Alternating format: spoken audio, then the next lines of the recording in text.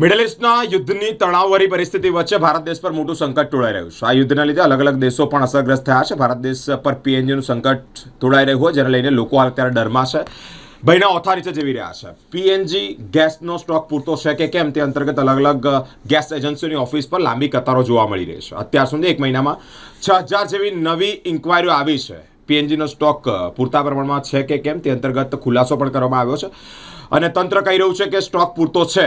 નવા કનેક્શન માટે પણ નવા કનેક્શનની જ્યારે માંગો ઉઠતી હોય ત્યારે તંત્રએ નવા કનેક્શન માટે પણ અલગ અલગ ટીમો બનાવી અને કામે લગાવી છે। અત્યાર સુધી આ મહિનામાં 6000 જેટલા નવા કનેક્શન માટે ઇન્ક્વાયરી આવી છે। પીએનજીનો સ્ટોક ભારત દેશમાં પૂરતો હોવાથી લોકોએ રાહતનો શ્વાસ લીધો છે।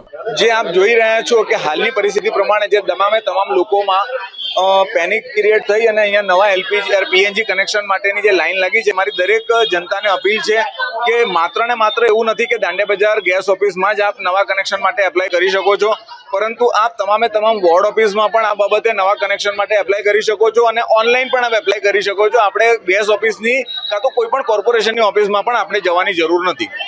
કેટલા પૈસા ભરવાના આવશે એને લઈને લોકો મૂંઝવણમાં રહી રહ્યા છે। ના, આમાં જે પેપરમાં જાહેરાત આવી છે કે ભાઈ ડિપોઝિટ ભરવામાંથી મુક્તિ છે, પરંતુ એવી કોઈ પણ સરકારશ્રી તરફથી અમારે પાસે એવી સૂચના નથી। વડોદરા ગેસ લિમિટેડ દ્વારા જે 300 રૂપિયા રજીસ્ટ્રેશન ફી હતી એના અંદર વેવર અમારા ટોપ ઓથોરિટીએ જે જાહેર કર્યું છે એમાં જ મુક્તિ છે। બાકી જે ડિપોઝિટની રકમ છે એ નિયમ પ્રમાણે ભરવાની થશે।